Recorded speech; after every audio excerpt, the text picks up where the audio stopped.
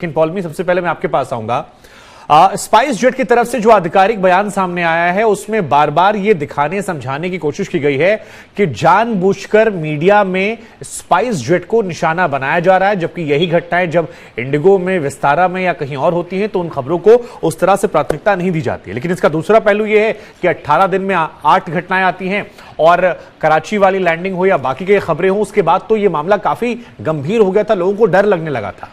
तो जरा एक बार आप विस्तार से पूरा विवाद समझाइए हमारे दर्शकों को, और स्पाइस जेट का नाम बार बार क्यों मीडिया में उछल रहा है इसको भी बताइए। उसके बाद मैं हर्षवर्धन जी से टेक्निकल सवाल पूछूंगा।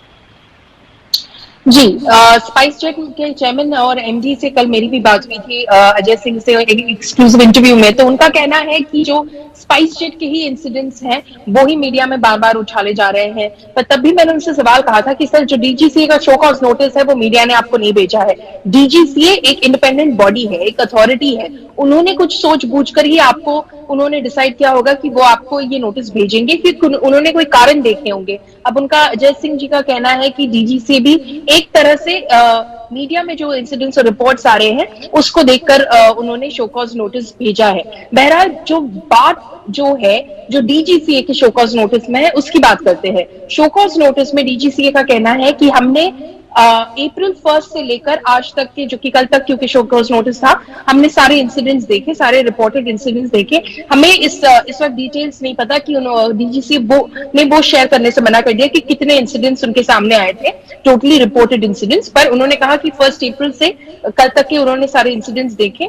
उसके हिसाब से उन्हें जो लगा, एक तरह से जो वो कहते हैं अपने लैंग्वेज में, डेग्रेडेशन ऑफ सेफ्टी मार्जिन्स, एक तरह से पुअर मेंटेनेंस रिकॉर्ड था, पुअर सेफ्टी रिकॉर्ड था। ज्यादातर फ्लाइटें ऐसा लग रहा था कि जो इंसिडेंट्स थे, या तो वो फ्लाइट्स टर्न बैक करती थी, ओरिजिनल डेस्टिनेशन पर वापस जाकर उतरती थी, या फिर इमरजेंसी लैंडिंग करती थी आसपास कहीं पर।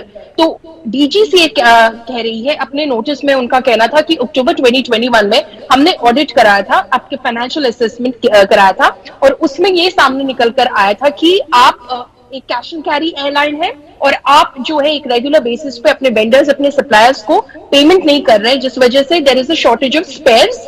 और आप हम काफी बार जो है MEL इन्वोक कर रहे हैं। MEL का मतलब होता है मिनिमम इक्विपमेंट लिस्ट, जो बेसिकली ये होता है कि एयरक्राफ्ट सेफ है to fly, but it has not ticked all boxes, spares नहीं है। अब अजय सिंह का जब मैंने सवाल पूछा तो उनका कहना है कि कभी स्टेशन पे स्पेयर्स नहीं होते वगैरह वगैरह, जिस वजह से हम MEL इन्वोक करते हैं। और हम एक लौता एयरलाइन नहीं है जो MEL इन्वोक करते हैं, दुनिया भर के एयरलाइंस इन्वोक करते हैं। समर्स और मॉनसून्स में ये ज्यादातर होता है, पर हम कोशिश कर रहे हैं कि MEL इन्वोक करना जो करने की जो बात है वो कम से कम हो। फाइनेंशियल डिस्ट्रेस एक है एयरलाइंस पर कोविड के दौरान वगैरह, बट हम कोशिश कर रहे हैं कि एक हम अपने वेंडर से निगोशिएट कर रहे हैं, और ऑयल कंपनीज, एयरपोर्ट्स, इनकी तरफ हमारा कोई बकाया इस वक्त है नहीं। तो हम हमारे बुक्स भी काफी सॉलिड एक ग्राउंड पर है, पर ये नहीं कह सकते इस वक्त की, कोई भी कॉन्फिडेंटली नहीं कह सकता कोई एयरलाइन की पूरे एकदम सॉलिड विकेट पे फाइनेंशियली कोई एयरलाइन खड़ी है, क्योंकि कोविड की वजह से,